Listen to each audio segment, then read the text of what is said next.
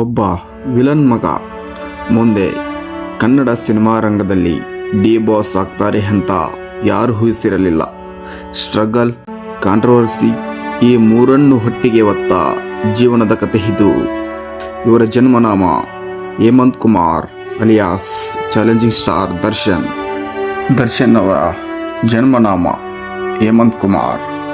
ಇವರು ಫೆಬ್ರವರಿ 16, 1977ರಂದು ಕೊಡಗು ಜಿಲ್ಲೆಯ ಪೊನ್ನಂಪೇಟೆಯಲ್ಲಿ ಶಿವರಾತ್ರಿ ದಿನದಂದು ಜನಿಸಿದರು.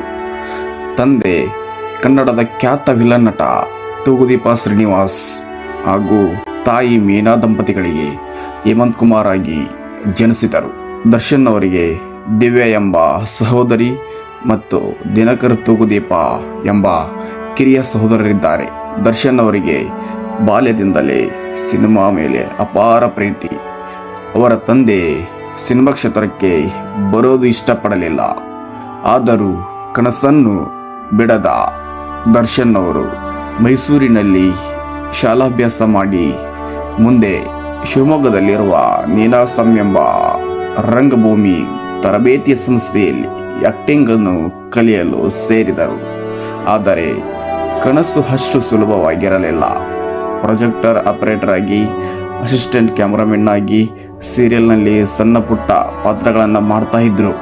ಅವಕಾಶಕ್ಕಾಗಿ ಹಲವಾರು ವರ್ಷಗಳ ಕಾಲ ಸ್ಟ್ರಗಲ್ ಮಾಡಿದ ನಂತರ ಅವರಿಗೆ ಹೀರೋ ಆಗುವ ಚಾನ್ಸ್ ಸಿಕ್ಕಿತು. ನಂತರ ದರ್ಶನ್ ಅವರಿಗೆ ಮೊದಲ ಬಿಗ್ ಬ್ರೇಕ್ ಸಿಕ್ಕಿದ್ದು 2002ರಲ್ಲಿ ಬಂದ ಮೆಜೆಸ್ಟಿಕ್ ಸಿನಿಮಾ. ದರ್ಶನ್ ಅವರ ಜೀವನವನ್ನೇ ಬದಲಾಯಿಸಿತು. ಈ ಮೂವಿ ಹಿಟ್ ಆಗಿ ದರ್ಶನ್ ಓವರ್ ನೈಟ್ ಸ್ಟಾರ್ ಆದರು. ನಂತರ ಹಲವಾರು ಸಿನಿಮಾಗಳಲ್ಲಿ ನಟನೆಯನ್ನು ಮಾಡಿದ್ದಾರೆ. ಅವುಗಳು ಕರಿಯ, ಕಲಾಸಿಪಾಳ್ಯ, ಗಜ, ಸಾರಥಿ, ಬುಲ್ಬುಲ್, ಯಜಮಾನ, ರಾಬರ್ಟ್, ಕಟೇರ ಹೀಗೆ ಹಲವಾರು ಹಿಟ್ ಸಿನಿಮಾಗಳಿಂದ ಕನ್ನಡ ಇಂಡಸ್ಟ್ರಿಯ ಟಾಪ್ ಹೀರೋ ಆಗಿ ದರ್ಶನ್ ಅವರು ಬೆಳೆದರು. ದರ್ಶನ್ ಅವರಿಗೆ ಪ್ರೀತಿಯಿಂದ ಅಭಿಮಾನಿಗಳು ದಾಸ, ಡಿ ಬಾಸ್ ಮತ್ತು ಚಾಲೆಂಜಿಂಗ್ ಸ್ಟಾರ್ ಎಂಬ ಪದನಾಮಗಳನ್ನು ಕೊಟ್ಟಿದ್ದಾರೆ. ಅವರ ಮಾಸ್ ಡೈಲಾಗ್ಸ್, ಆ್ಯಕ್ಷನ್ ಸ್ಟೈಲ್ ಮತ್ತು ಫ್ಯಾನ್ ಫಾಲೋವಿಂಗ್ ತುಂಬ ದೊಡ್ಡದಾಗಿದೆ. ಸುಮಾರು 2006ರ ಇಸ್ವಿಯಲ್ಲಿ ತೂಗುದೀಪ ಪ್ರೊಡಕ್ಷನ್ ಎಂಬ ಪ್ರೊಡಕ್ಷನ್ ಹೌಸ್ ಕೂಡ ಆರಂಭಿಸಿದರು.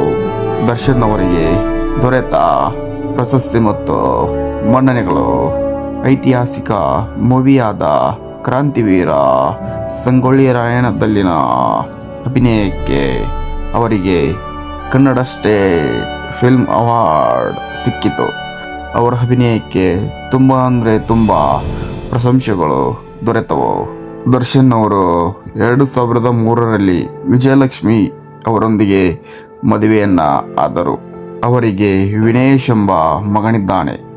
ದರ್ಶನ್ ಅವರಿಗೆ ಪ್ರಾಣಿಗಳ ಮೇಲೆ ತುಂಬ ಪ್ರೀತಿ ಇರುವುದನ್ನು ಕಾಣಬಹುದು.